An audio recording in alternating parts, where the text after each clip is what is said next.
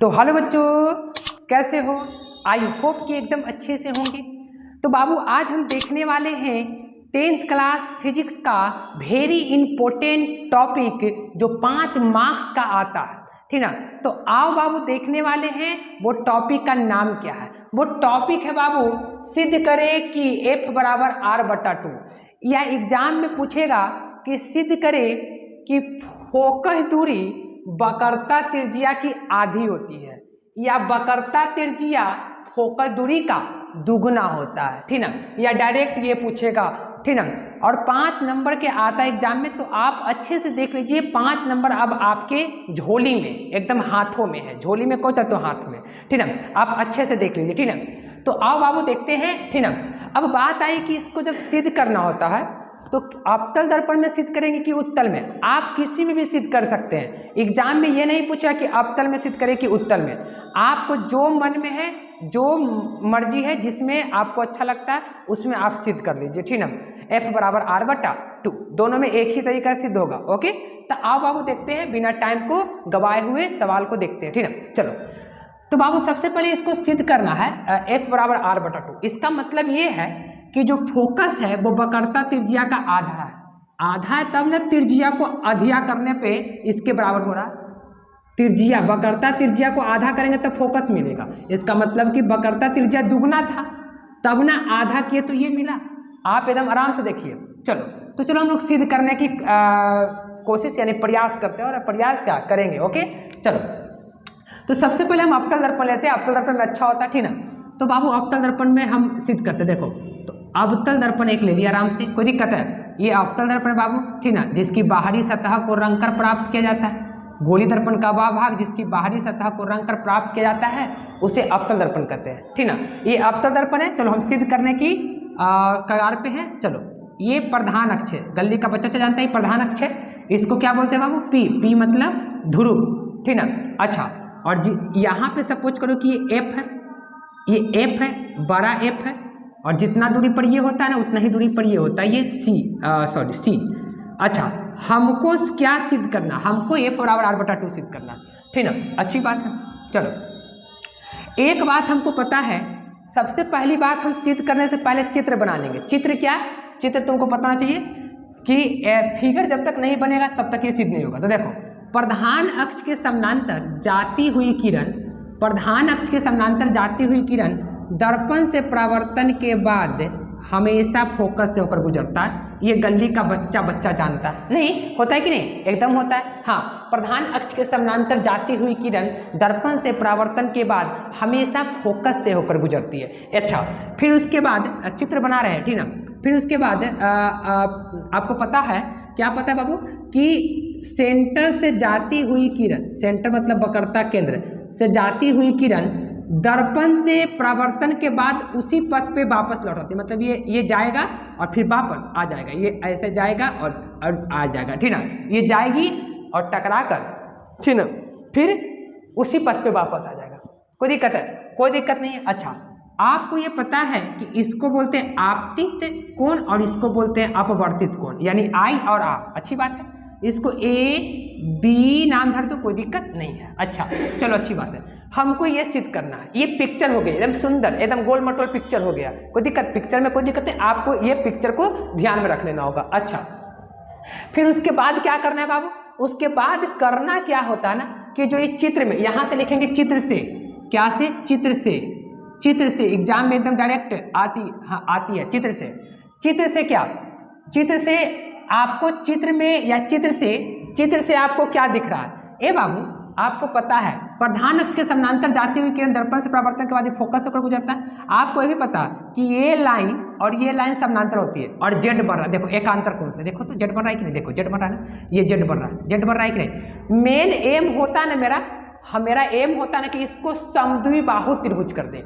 ये CBF त्रिभुज को समद्विबाहु त्रिभुज कर दे। पहला मेरा एम यही रहेगा। बात समझ में आ रहा है ना? एकदम बिल्कुल आ रहा होगा, एकदम आ रहा है ना? हाँ, चलो इसको क्या कर दे? समद्विबाहु त्रिभुज कर दे। तो इसको समद्विबाहु करने के लिए हम क्या करते हैं? समद्विबाहु त्रिभुज के लिए करने के लिए ये कोण, दो कोण या दो भुजा बराबर होना चाहिए। समद्विबाहु त्रिभुज के लिए दो कोण या दो भुजा बराबर होना चाहिए। अगर दो कोण बराबर तो उसके संगत भुजा बराबर, अगर दो भुजा बराबर तो उसके संगत कोण बराबर, ठीक है। तो हम चलो कोण के पहले बात कर लेते हैं। कैसे? जो देखो चित्र से कोण ए बी सी, ये वाले कोण अब बराबर होगा कोण किसका? जेड बढ़ रहा है ऐसे ऐसे, तो ई वाला कोण के बराबर, यानी कोण बी सी एफ ई। देखो ये वाला कोण इस कोण के बराबर, यानी कोण बी सी किधर गया? बी सी एफ क्या चीज से? एकांतर कोण से। क्या चीज से? एकांतर कोण से, नहीं एकांतर कोण से। अच्छी बात है। इसको समीकरण 1 ले लो, इसको समीकरण 1 ले लेते हैं, हालांकि ये आधा भाग गया। इसको समीकरण 1 ले लेते हैं, इसको। अच्छी बात है। चलो फिर देखो ये कोण आपस में बराबर, और एक बात हम जानते हैं कि ये दोनों कोण भी आपस में क्या होता है? बराबर। यानी कि कोण ए बी सी बराबर कोण सी बी एफ का चीज से? परावर्तन के नियम से। परावर्तन के नियम से इसको समीकरण 2 ले लो। बात समझना, इसको समीकरण 1, इसको समीकरण 2। हम क्या बनाना चाहते हैं? मेरा एम क्या है? मेरा एम है कि इसको क्या बना दे? समद्विबाहु त्रिभुज। इसको समद्विबाहु त्रिभुज बना दे। अच्छा तो बन गया बाबू। समीकरण 1 और 2 को थोड़ा गौर करके देखो, दोनों का लेफ्ट बराबर है, दोनों का लेफ्ट बराबर, तो ऑटोमेटिक राइट भी बराबर। यानी कि समीकरण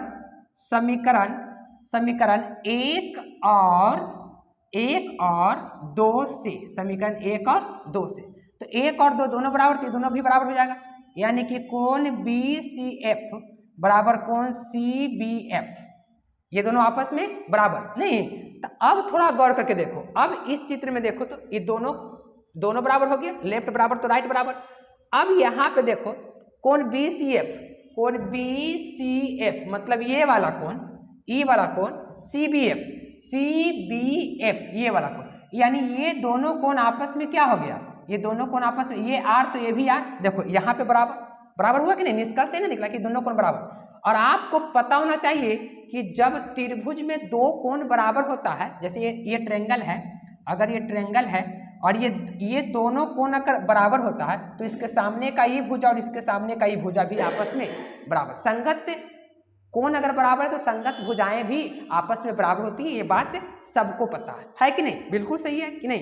पढ़ा हुआ मैथमेटिक्स में, अच्छी बात है। चलो तो इसका मतलब ये हुआ कि ये दोनों कोण आपस में क्या हो गया? बराबर हो गया। इसका मतलब ये कह सकते हैं, इसलिए त्रिभुज सी एक मिनट, ये दोनों भुजा भी बराबर, इसलिए ऐसे लिख सकते हैं कि नहीं? ऐसे लिख सकते हैं। जब दो कोण बराबर तो इसके सामने का ई भुजा, इसके सामने का ई भुजा, तो इसका मतलब इसलिए हम यहाँ लिख सकते हैं क्या? कि इसके एफ बी बराबर एफ, इसके सामने का देखो एफ सी हो गया कि नहीं?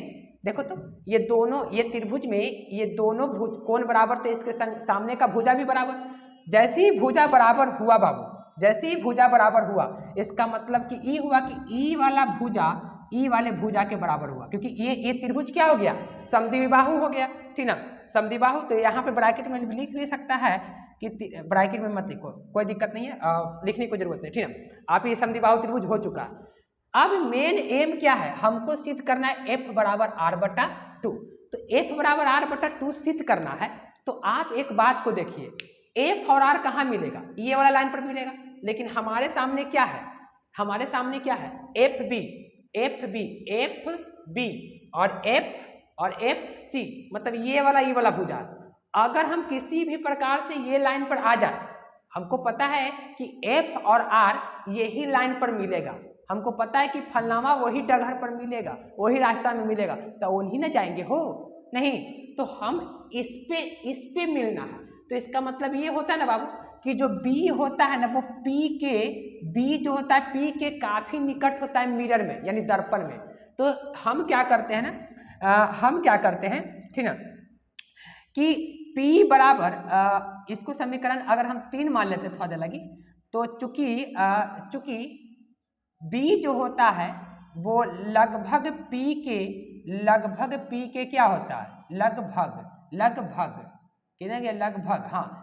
बराबर होता है। ये B जो होता है P के लगभग बराबर। अब इसको हम इसमें अगर पुट करते हैं, इसको हम समीकरण 3 में पुट करते हैं B को, तो जहाँ पे बी है ना बाबू वहाँ पे पी लिख देंगे। तो यानी एफ बी के जगह क्या, देखो बी के बराबर, ये दोनों आपस में बराबर होता है, तो बी के जगह हम पी लिख सकते हैं। एफ बड़का एफ है, ये बड़का एफ है, ठीक है, बड़का एफ, और बी के जगह क्या पी लिख सकते हैं, लगभग बराबर होता है, और एफ सी। अब देखो, अब यहाँ पे देखो एफ पी बराबर हो गया एफ सी के, मतलब ये वाला बराबर ये वाला। अब मेरा काम बन गया। मेन एम होता है कि ये ई वाला बराबर ई कर दिए तो मेरा काम बन गया। हमको पता है कि इस ध्रुव और फोकस के बीच को दूरी को फोकस दूरी, जिसको हम लोग छोटका एफ से डिनोट करते हैं, ठीक ना। तो इसका मतलब ये हुआ ना कि अब जब ये एफ हो गया, अब हमको यहाँ पे शो क्या कर रहा है कि जितना दूरी ई होगा उतना दूरी ई होगा। तो जब ये छोटका एफ है तो ये भी क्या होगा, छोटका एफ होगा, क्योंकि दोनों दूरी बराबर यहाँ पे शो कर रहा है, दिखा रहा है। इसका मतलब ये हुआ बाबू, इसका मतलब हम कर सकते हैं कि चूंकि हम यहाँ पे लिख सकते हैं कि पी सी बराबर पी से सी को दूरी को क्या लिख सकते हैं, मेन यही बराबर करना होता। तो पी से सी को दूरी को लिख सकते हैं पी बड़का एफ यहाँ से यहाँ, और प्लस ये एफ से कहाँ तक, एफ प्लस एफ से सी लिख सकते हैं कि नहीं, एकदम